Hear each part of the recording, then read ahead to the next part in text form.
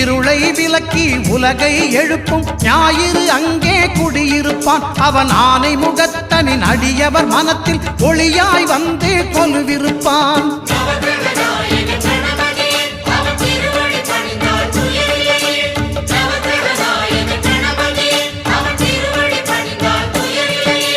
ஒன்பது கோளும் ஒன்றாய் காண